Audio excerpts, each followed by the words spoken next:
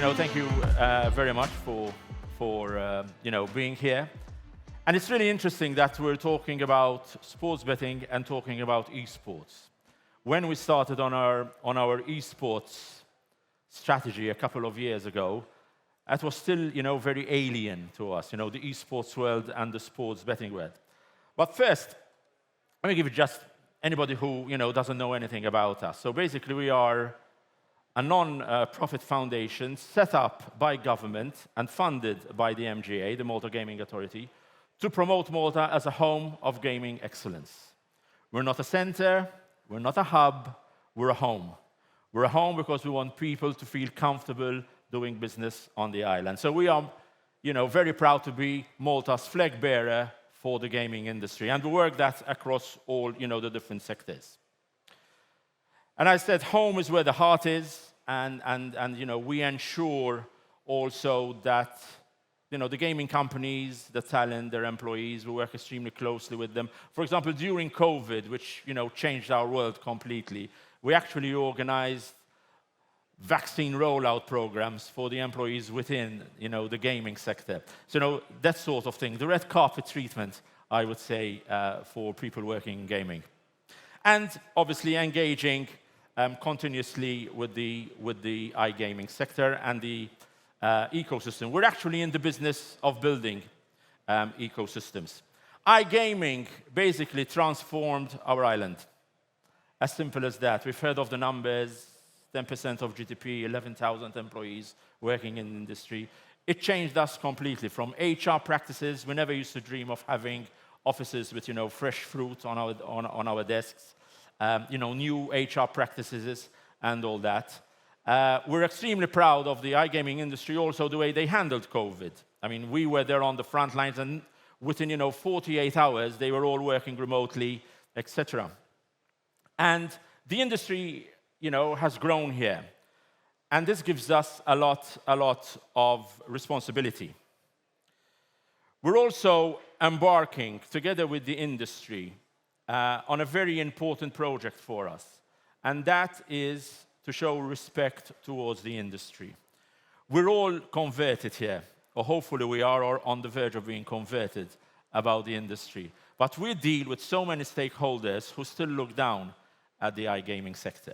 I've had meetings with bankers where they were squirming in the seats when you talk about iGaming.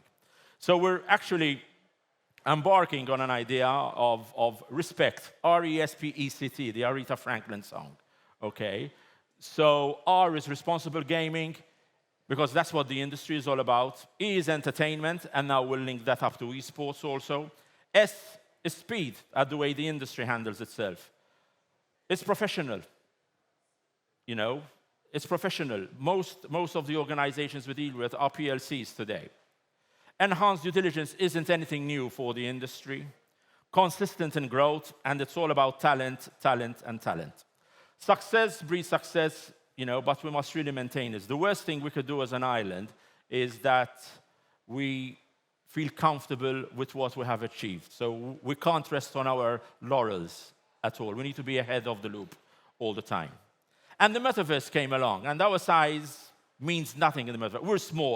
We're small and nimble, but the metaverse opens so much more opportunities for us. And these are sectors that we're looking at. So, and this isn't a pipe dream, guys. So when we talk about the metaverse and iGaming and esports, we are bringing over organizations to the island who are actually doing this, and we're bringing some top-notch organizations with some of the brightest talents, globally, also. When it comes to iGaming, we're creating courses at MCAST, degree programs on iGaming.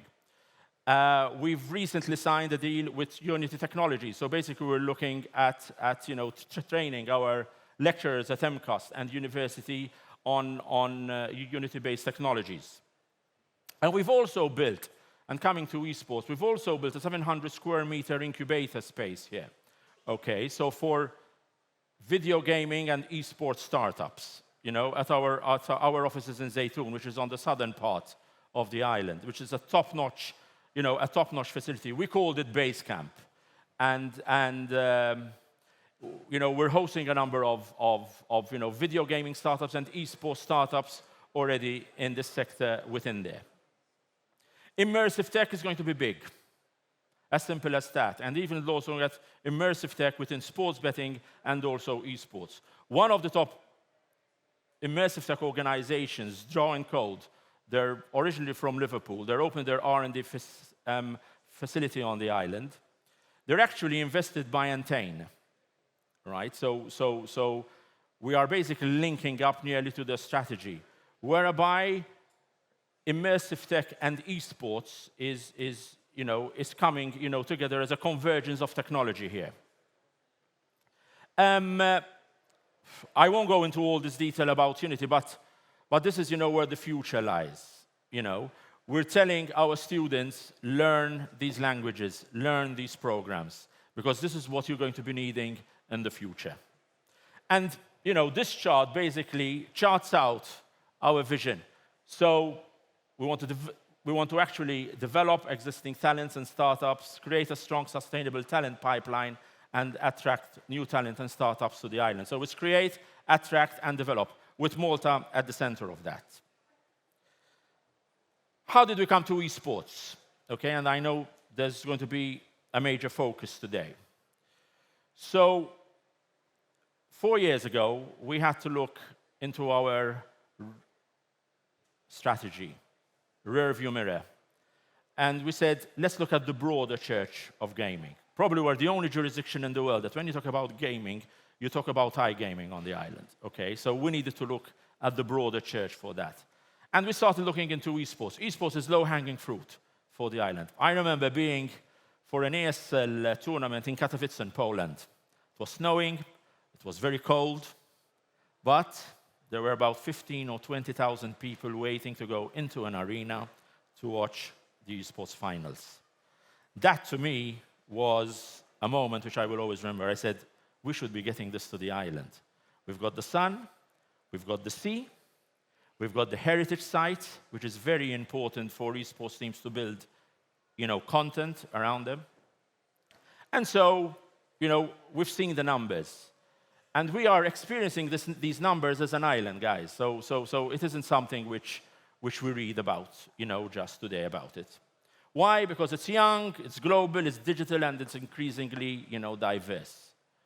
I mean, looking at the teams, some of the top teams in the world in esports, you're looking at 18-year-olds, 17-year-olds, who are actually professionals, and this is what they do, as a career. So we decided, hey, let's bring the best to the island, okay? And we started with ESL. So I would say ESL are probably one of the largest tournament organizers in the world. And we brought them to Malta to start hosting the Pro League seasons here. One thing which I always remember after Katowice is that when we signed up our contract with ESL, the first tournament was about to happen in March, just prior to COVID. So it was about February, they were bringing on the players here. I can see Sergey here because he was very much involved in this also. And I remember seeing the Prime Minister of Malta doing his press conference and saying, we're closing the island. And 3 years of negotiation was nearly going, away for us. So I had to actually pick up the phone, call the teams who were at the airport, and this is real, these are facts, and telling them, you can't come to Malta because we're closing down. And we had a choice. We had either to pull back and say, look, we don't want to be involved in this, or else we said, let's be bolder about this, and we decided to move on still with that. So basically, we became a virtual host city partner for the ESL Pro League seasons. And that's very important because we needed to show also to the esports community, and it's a very closely knit community. And if I had to give one advice on iGaming getting into esports, is that this isn't a one-size-fits-all. You need to learn about the community. The community within esports is very, very important. And sometimes they're still very skeptical of people outside that area, okay, in bringing you in. So we said, hey, let's continue. And the numbers were astronomical. And when I mean astronomical, the viewing numbers ran into millions and millions and millions. It was COVID, People couldn't go out. Entertainment was being, provided online, and that's something which we've learned also of how this generation, consumes entertainment. And I think we're making a name for ourselves also. This is an article which just appeared in probably one of the most influential, business magazines in America, and Forbes. Meet the European island that wants to be the world's esports capital. And this isn't a paid article. So there was a genuine interest by Forbes to cover us and cover Malta. Okay? And so we're launching us on the world stage when we're doing this. And we're building an ecosystem. Okay? And I do encourage you to meet, people like Sergey here, who runs Eden Esports, and, GMR, our another, I would say, vital esports tournament organizers on the island, because they're building up what I would say is Malta's future on esports. And this isn't just about having esports tournaments here. It's about having the teams based on the island. It's about having the teams having their boot camps on the island.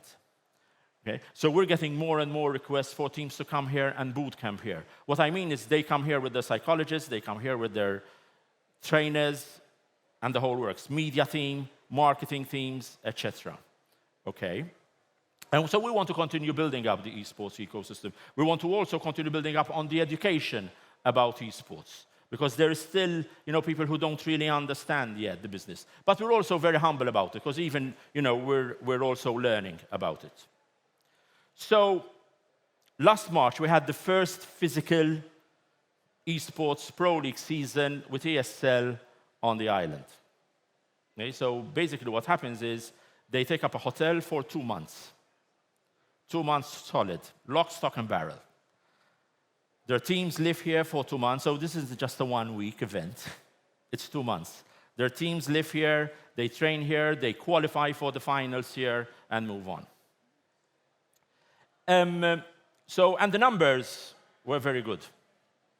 When you look at and I'm showing you these visuals because it isn't just about the players playing, but rather it's all the production that goes around it, broadcasting. So can you imagine all the careers which come out of this, and which we're continuing to train here.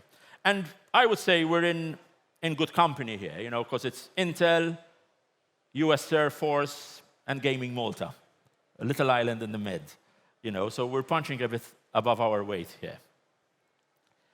And if you had to look at the numbers which we saw from that, Pro League season, the final, which was transmitted from there, had 500,000 concurrent viewers. A final which started at 4 o'clock in the afternoon and finished at 1 o'clock in the morning. 500,000. We amassed around about 36 million plus of audience viewership as hours, 36 million hours of viewing time. That is the strength that we're looking at. And this is what people like Sergey here, are also building across the island. So I would really, connect with the local network, connect with people like gamers, connect with people like World Pro Racing. They're actually, one of the most established sim racing facilities in Europe is basically run here. We're looking at the traditional shopping plazas like the Plaza and SiGMA having their own esports space now, which is quite a top-notch, facility also. Level Academy doing all their educational within the schools. So the future is now, and we mean it. The future is now, and I hope you get some real good insights into esports and sports betting today, because ultimately, it's game on. Thank you very much.